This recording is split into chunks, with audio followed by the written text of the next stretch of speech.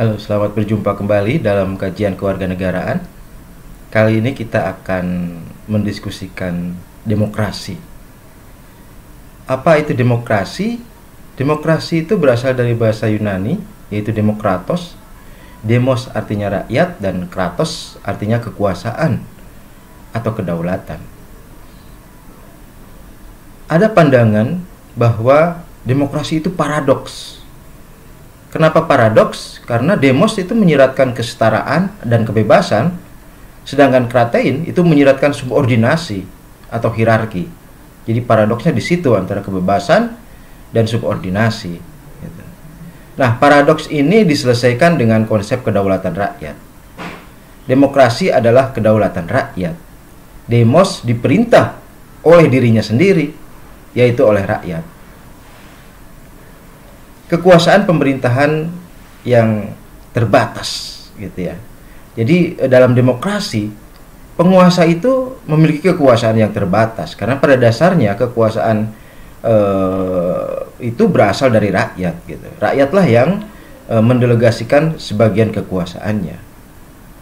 Pemerintahan tidak dapat bertindak sewenang-wenang gitu. Nah,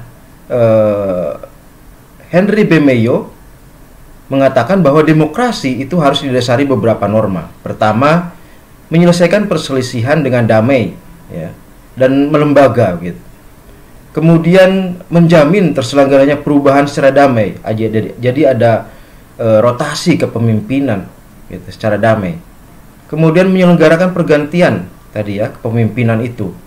Kemudian membatasi pemakaian kekerasan secara minimum. Jadi demokrasi itu menghindari kekerasan gitu. Nah, adapun dalam menghadapi demonstrasi misalnya, kekerasan itu diminimalisir gitu. Kemudian mengakui keanekaragaman, pluralisme, dan kemudian menjamin terjadinya keadilan, tegaknya keadilan.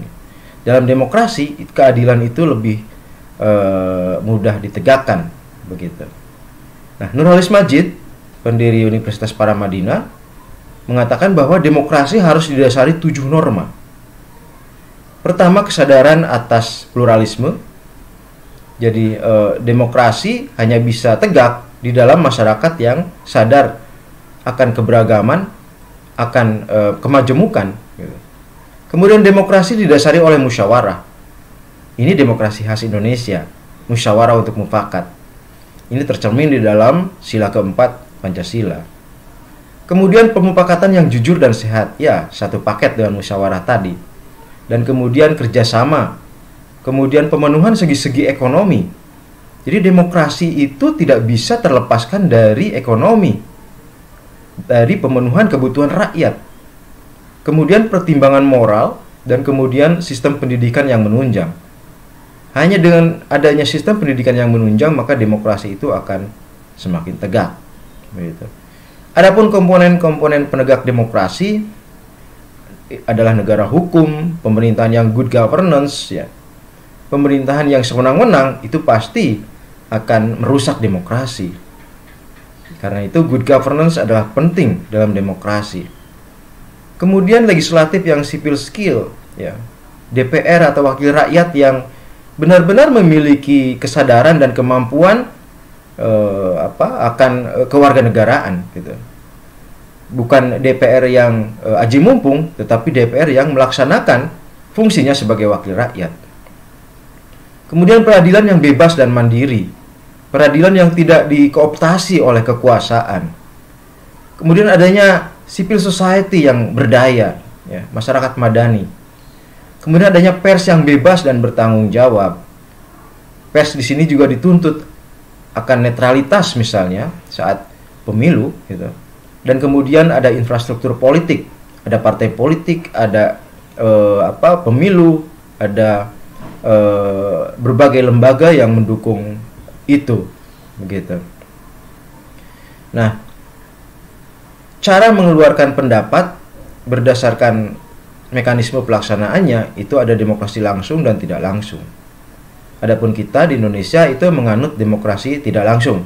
Karena tidak mungkin misalnya seluruh rakyat yang lebih dari 250 juta ini ikut menentukan setiap kebijakan gitu. Nah, demokrasi di Indonesia itu dalam perkembangannya kita pernah mengalami demokrasi liberal tahun 45 sampai 50, kemudian demokrasi parlementer tahun 50 sampai 59, kemudian Orde Lama demokrasi terpimpin itu tahun 59 sampai 68 ya. Kemudian Orde Baru 68 sampai 98 dan Orde Reformasi dari 1998 sampai sekarang gitu. Nah, adapun pemilu yang pernah kita lalui adalah pemilu 1955 di era Orde Lama, kemudian pemilu 1971, 77, 82, 87, 92, 97 di era Orde Baru, dan pemilu 99, 2004, 2009, 2014 dan 2019 itu di Orde Reformasi. Gitu. Nah, pemilu kita mengenal ada pemilu legislatif, ada pemilu presiden, ya. Ada juga pemilu lokal atau pilkada, ya, atau pemilu legislatif lokal begitu.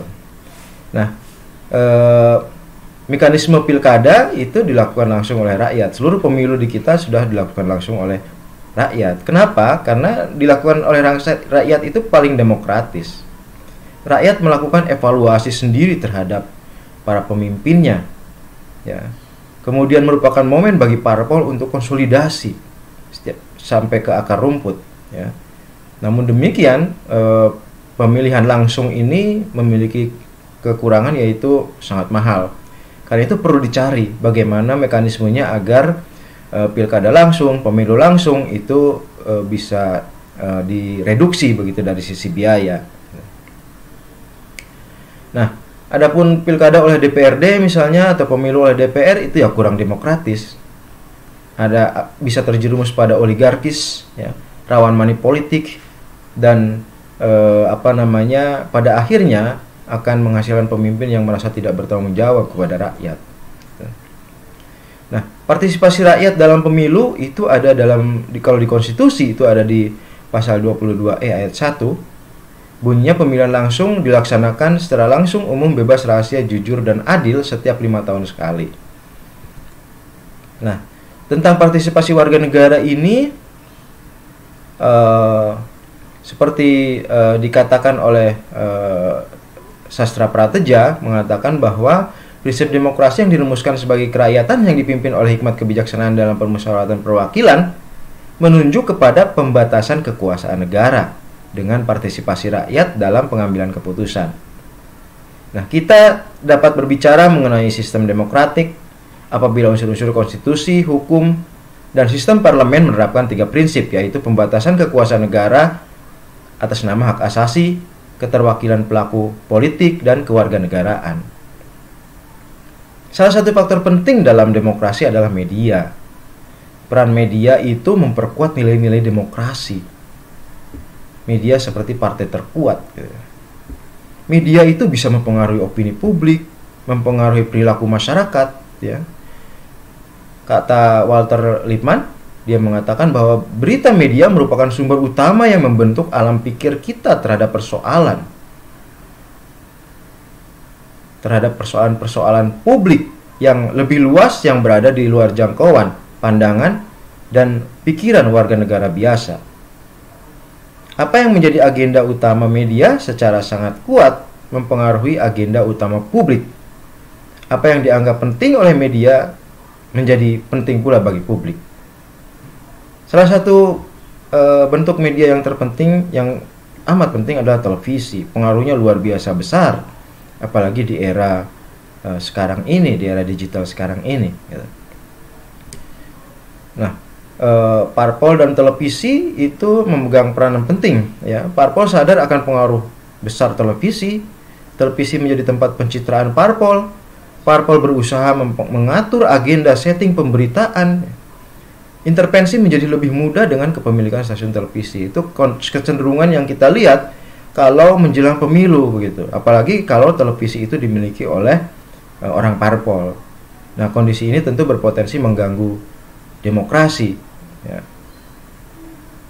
Ekspos parpol menjadi tidak berimbang. Gitu. Nah, bagaimana dengan perkembangan mutakhir pilkada yang kita akan hadapi? Sekarang ini cenderung oligarkis. Ya, cenderung hanya kelompok-kelompok tertentu yang memiliki kekuatan saja yang mendominasi. Kemudian lain adalah tersandera oleh uang. Kecenderungan lain itu tersandera oleh uang. Politik kita itu banyak ditentukan uang sekarang ini. Kemudian integritas terlupakan dan mementingkan diri sendiri sambil menipu rakyat. Rakyat hanya dijadikan tangga untuk mencapai kekuasaan. Tetapi setelah berkuasa, kita lihat banyak para pemimpin yang melupakan rakyat. Baik, saya kira itu bahasan kita kali ini tentang demokrasi. Semoga bisa menjadi pengantar untuk diskusi kita, untuk diskursus kita tentang demokrasi di negeri ini. Terima kasih.